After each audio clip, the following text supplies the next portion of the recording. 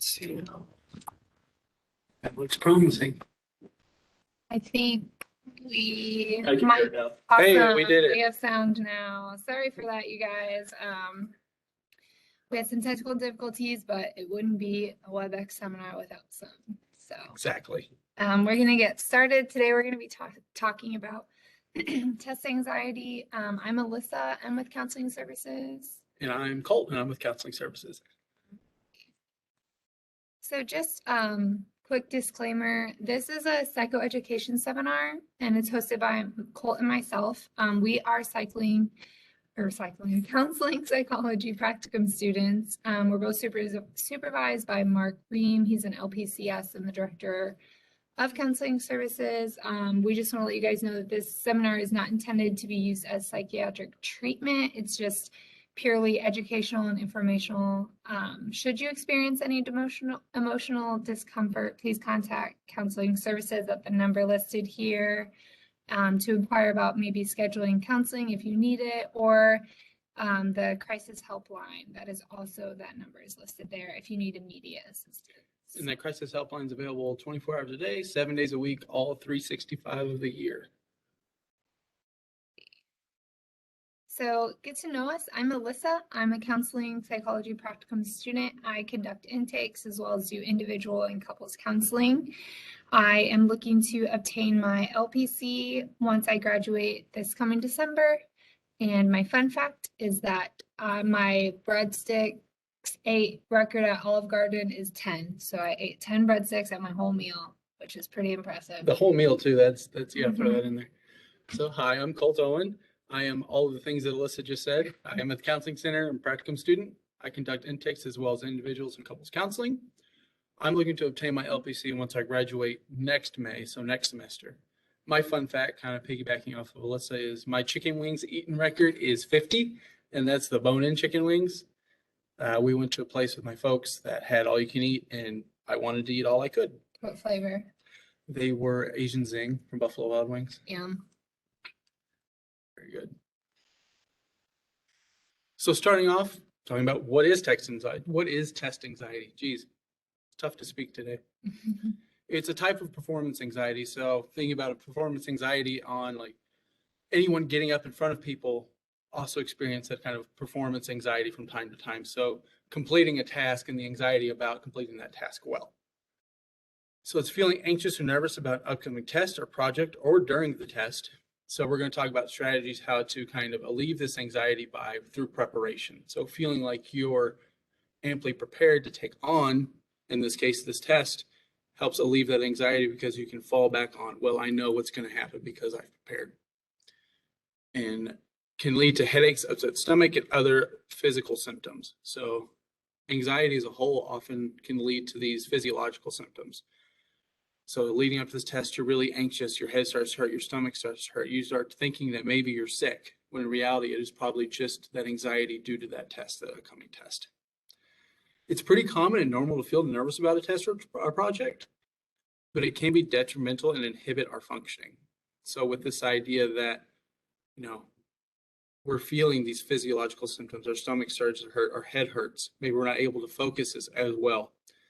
And that anxiety about, oh, I'm not going to perform well, it comes true. It's like a self-fulfilling prophecy because of all these other outside factors.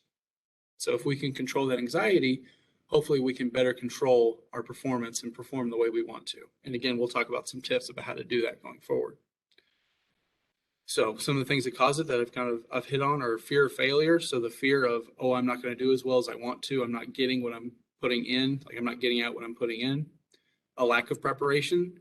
So maybe you didn't put in anything. Maybe you didn't study for it and you're like, oh no, that test is today. I thought it was next week. And that feeling of, I don't know what I'm doing. I'm prepared. I'm going to fail. And it's that spiral down. And then poor test history. So basing it off of previous experience.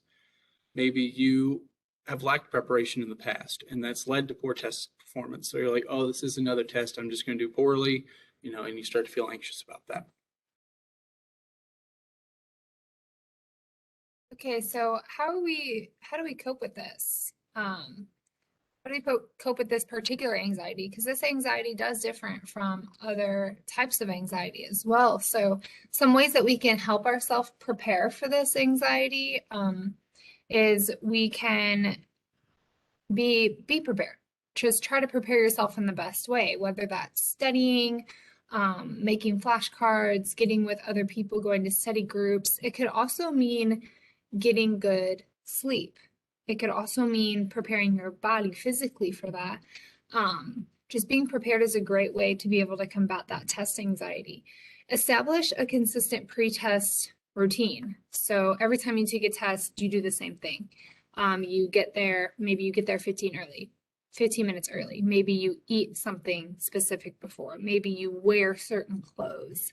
Maybe you drink something, whether it's water, maybe it's an energy drink, maybe it's a smoothie, something that you normally do to create this pre-test routine, because that can make you feel more at ease and confident before the test. So it's kind of like a ritual.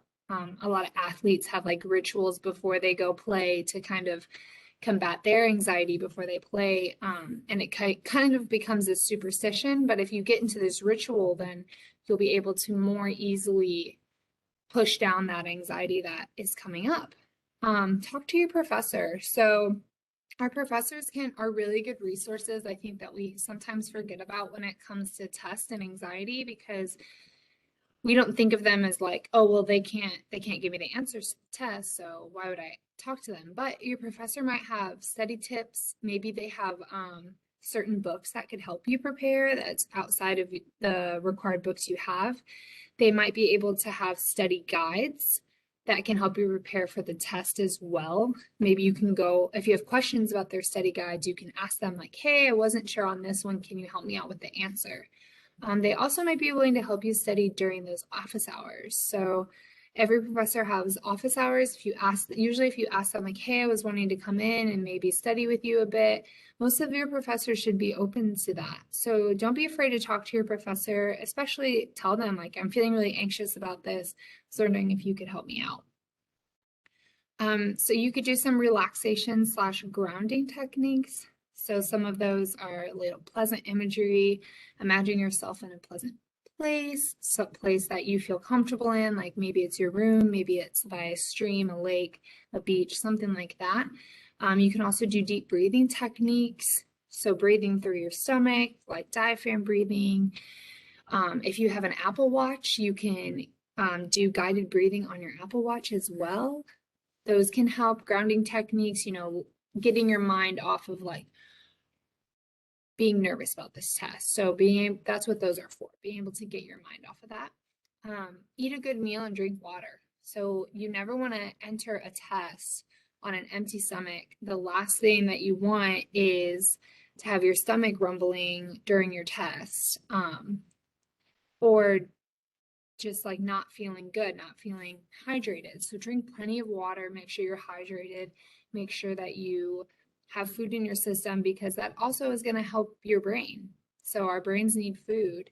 And so if we are starving during our test because we were so anxious all day, then we might not be able to perform as well in the test simply because we didn't eat a good meal. Try to get plenty of sleep, not only the night before, but the week before. I understand, and a lot of people get this too. It's really hard to sleep the night before like a big test because all you're thinking about. And so to say, oh, make sure you get 8 hours of sleep the night before the test, that might not be realistic for some people. So make sure that you try to get solid sleep like the week before, even like a couple weeks before that test. So making sure that you're studying not into wee hours of the night and you're only getting 5 hours of sleep per night. Because if we are tired, we're going to be less aware and we're not going to be able to perform as well in the test. So make sure the week before you're trying to get good sleep as well as the night before. Another thing is try exercising the day of the test or the night before. Exercise can help you get your mind off of the test instead of having the whole morning. Maybe your test is at like noon or 1. Having the whole morning, you're just stressed and stressed and stressed. If you go exercise, exercise actually relieves anxiety as well. So it can also boost your energy. So if you are maybe you're feeling a little fatigued and you're nervous, you didn't sleep great that night. Well, exercise can also boost your energy before the test. So try to maybe get some exercise, even if it's just a walk outside for 30 minutes. Try to study in the test room / a classroom if you can. So if you can't study in the classroom that you are taking the test in, try to study in a similar environment, because our body likes to take tests and be prepared where we had studied that material in a similar environment. That also goes with maybe like wearing the same thing. Like if you're studying in comfy clothes, maybe take the test in comfy clothes if you can. Another thing is to see a counselor. So if you guys want to come talk to us, your counselor can help with test anxiety and anxiety in general. They can give you tips and tricks, and sometimes it just feels good to talk about it. Like just talk about how anxious you are about this test. They can teach you those more relaxation and grounding techniques, and you don't have to keep coming in if you don't want. You can come in for just a one-time session with us and just kind of problem solve with your counselor about your test anxiety. Yep, exactly. So one of the ways we talked about combating test anxiety is being prepared. So the things we do before the test are going to help us alleviate that anxiety because we feel like we're ready to take it, feel like we're ready to kick its butt in a way. So kind of looking through this kind of study breakdown. So where to start? So starting early. So this is the idea that it's more effective to study 1 hour for 5 days than to study 5 hours for 1 day. So you will hit a point of diminishing return, it's called, to where your body will stop remembering and stop encoding information at the same level it was before. So normally it's about an hour and a half or 2 into studying where your brain starts to stop absorbing as much information as it was previously. So then you're just spending, if you study for another 3 hours, you're spending those 3 hours where you could have taken a break, allowed your brain time to rest, and then come back at a later time. So as counterproductive as it may sound, it's actually more effective to take breaks in your studying. So for about every hour you study, to take about 15-minute break. Schedule those breaks, not just like, I don't feel like it, I'm going to stop studying right now. The last 15 minutes of this hour block, you're going to completely remove yourself from the studying materials. You're going to go look on your phone. You're going to go do something fun, eat something, come back, boom, do another 45 minutes. Principle behind this is focusing on what's going on that moment. So when you're relaxing, but when you're studying, you're focusing on that studying, knowing that that break is just up around the corner. So practice tests before you read. This is, again, kind of counterintuitive to a lot of how textbooks are set up. A lot of the times the practice tests will be at the end of the chapter. But a lot of the books I've read and the research I've read shows that taking this practice test over this information before you even study it will first show what you already know. So things maybe you don't need to spend as much time studying. But then again, highlight those blocks or those lacking of your knowledge. So those lacking areas. And through taking the practice test, you're going to guess on each one of the questions that you don't know because you haven't read the material before. Whatever answer you pick, you have this thought process of why you picked that answer. So when you're actually reading through the material, you have this previous notion of like, okay, this is what I thought, this was wrong, this is the right way, like this is the correct way to think about this, that's how I need to think about it. So it kind of gives you that dichotomy of the information and trying to highlight what you missed and why you missed it, and then why this information is correct. Environmental cues, that's a little bit about what Alyssa was saying. If it's not possible to study in the room you're studying in, first of all, of course, that is the best environment to study in because you're encoding this information that you're learning with environmental cues. So like the smell of the room, the temperature of the room, even different art or wood paneling in the room. So you're encoding this information in different places based on those environmental cues. If you're not able to study in the classroom you're taking the test in, or for online tests, it's a lot easier if you can just study wherever your computer is. So like making that your test area. If you're not able to do that, studying in as many different places as possible.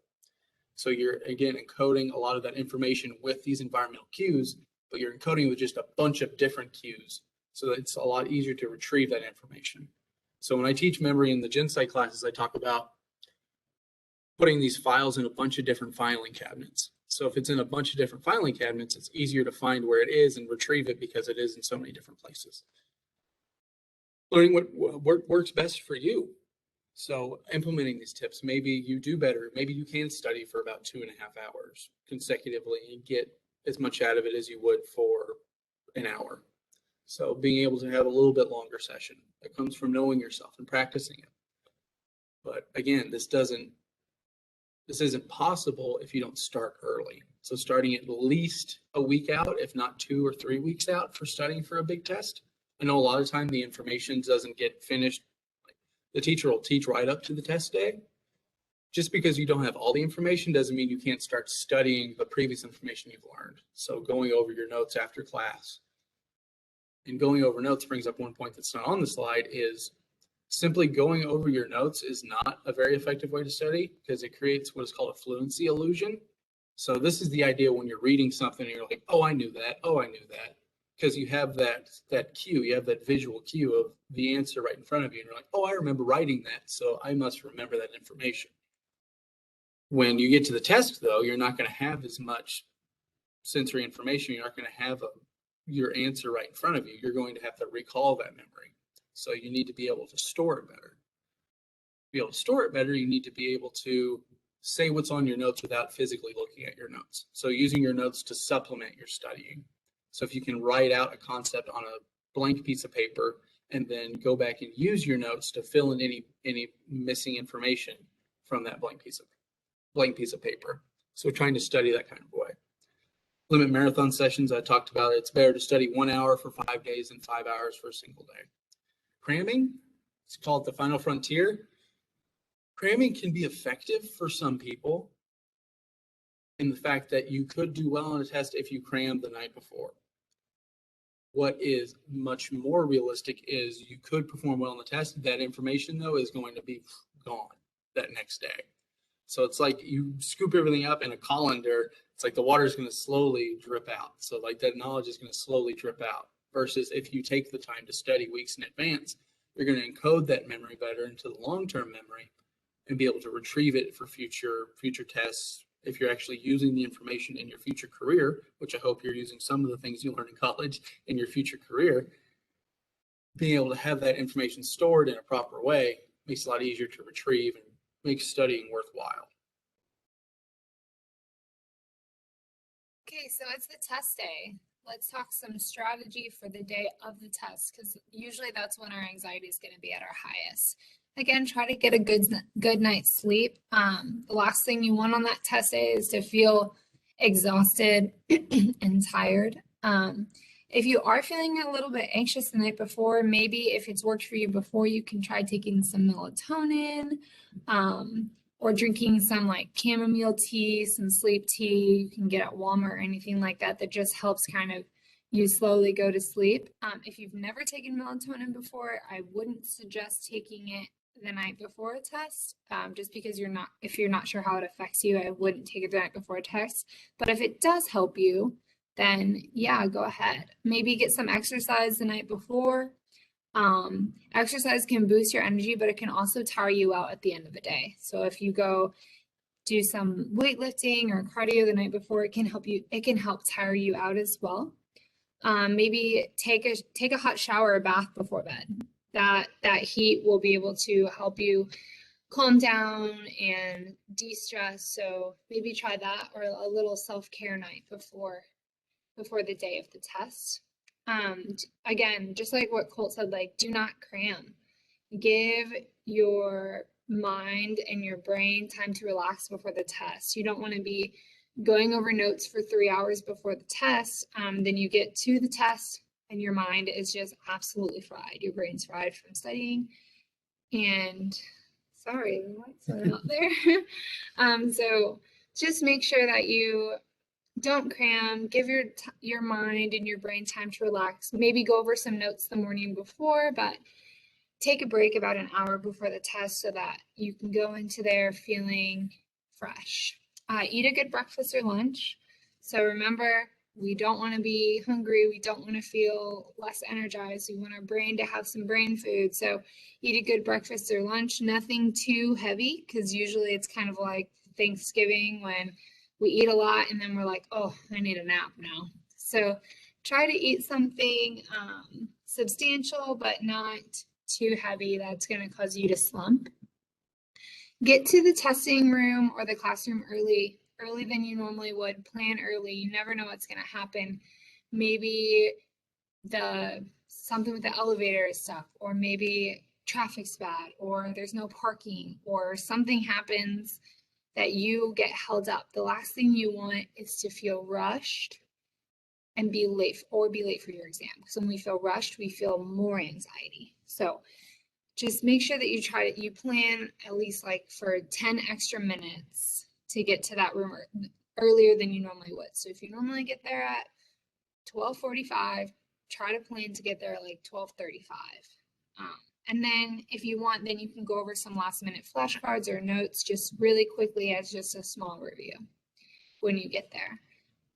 Try to have a positive mindset and use positive affirmations. I know that most people with test anxiety don't have a positive mindset going into the test. I know I usually have pretty bad test anxiety.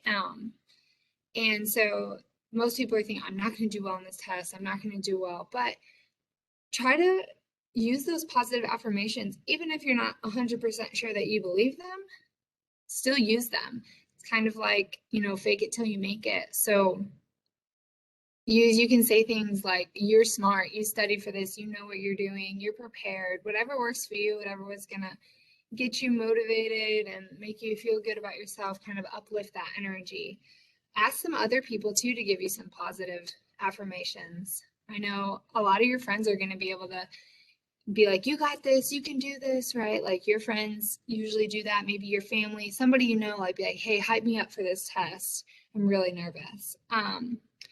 And when you get the test, just start. Don't wait. Don't look at everybody else, what everybody else is doing. Just start. Sometimes it can help to read over all of the questions before even answering one, if that's optional for you. Just reading over it, because sometimes some of the other answers in some questions have the answer to some of the other questions as well. So kind of go over and see what it is. So maybe read over all the questions and then start on the first one. Also, it can help to just answer the ones that you know. So go through and answer the ones that you know immediately, and then maybe go through again and say, okay, I wasn't sure about this one, but now I am. But if you don't know the answer, it's okay to leave it blank and come back. You don't have to answer it right then, right there, if that's available to you as well. So just start and answer those questions that you know, because once you answer the question, like, I know that can boost your confidence. And so just go with your gut instinct. A lot of the times people with test anxiety tend to second guess themselves, and then you're going back and forth and back and forth. Just try to go with that first gut instinct. Again, don't pay attention to what other people are doing and their pace. So oftentimes we'll look around and we'll see like people are flipping pages and you haven't even flipped a page yet, or something like that. So don't pay attention to what other people are doing. That can increase your anxiety. If someone gets up and turns their test in, don't worry about it. Just try to focus on what you're doing and that. The last thing is just to make sure and go over your answers. Most of the time, we do have a long time to take the test, and so there is time to go over our answers. And even if it's just reading it and making sure that you answered it, just make sure you go over those answers. One thing on that about the going over your answers, I had a friend in undergrad who on a 100 question exam got off one on the Scantron and ended up getting every question of after the 40 after that wrong. So making sure, especially on bubble sheets, that you're bubbling in correctly, because the professor was like, sorry, you were wrong. It's like making sure. Yeah. So wrapping up here, so think about some on-campus resources for test success. So again, your student fees pay for these things, taking advantage of them. So like we talked about initially, the counseling center, So you can come in for ongoing counseling or just a one-time problem-solving session. So if you want to come in and you're like, hey, I just really need to problem solve this one thing, we get you hooked up with a counselor during a walk-in session. Just talk about, this is what's happening, this is what I'm thinking about doing, this is what I have done in the past, that kind of a thing. Just kind of figuring it out. Figuring out like, hey, I've been anxious on tests, give you some study tips, tell you about these other places, and just go forward and get what you want out of your college experience. Next is the SWAG program, the Students with a Goal. It's located on the third floor of the library in the freshman college. It's the Center for Academic Excellence. So it's in the freshman college, and it'll say Center for Academic Excellence. Going in there, you can call ahead at that number to make an appointment. They're going to give you some more study tips. They're going to tell you this has worked for students in the past. They're going to tell you a lot of the things we told you today, but frame it a little bit differently and maybe tailor it more to you as an individual. I've heard of people who have gone to this program once, one or two meetings, and ended up helping them. And then some folks have stayed in for a couple of years of meeting with one of the counselors up there, one of the people up there about, this is my progress, this is where I want to be, and creating that specific plan to get what you want to be. So creating that goal and you being a student with that goal. It's perfect. Next is the ASU Tutor Center. You can go to their online page if they have listed times and resources. If you look into if you want to book a tutor for a specific subject and figure out what kind of tutor works best for you. If you meet someone that's like maybe their teaching style doesn't really fit you, knowing that you can find somebody else. Also, there's online tutoring services, a lot of those, but the ASU Tutor Center is paid for with your student fees. So it's a great thing to look into. You can do these sessions in person, so you can go actually physically see somebody, or you can do it virtually. So if you like the whole virtual thing, doing the Zoom chat, stuff like that, maybe you're in mainly online classes, it is, the virtual format might be better for you. And your professors. I think your professors are often a forgot about resource when it comes to studying. And like Alyssa said, that the fact that they make the test and can't give us the answers makes us think, oh, maybe we just shouldn't ask them questions. Well, they are the person making the test, and they're going to pull from the knowledge that they taught you to make that test. So not just looking strictly at the study guide they may put on Blackboard, but asking them questions about, what else could be on the test? What should I focus on? Things like that. And then some professors I've known have had study tips from students who have come to them and said, this is what I did. This is why I did well in the exam. And your professors as a whole are going to want you to do well in the class. So if you're making the effort to talk to them and figure out going to their office hours, saying like, I'm trying, but I'm not sure what to do, they'll help get you in that right direction, trying to figure out, how do I get to my goal? Like, here's some steps, here's some things. But ultimately, they're going to give you these tips. It's about implementing them. But like that if you have a goal in mind, getting the steps to reach that goal is what's important. Okay, and that is the end of our presentation. Did you guys have any comments or questions?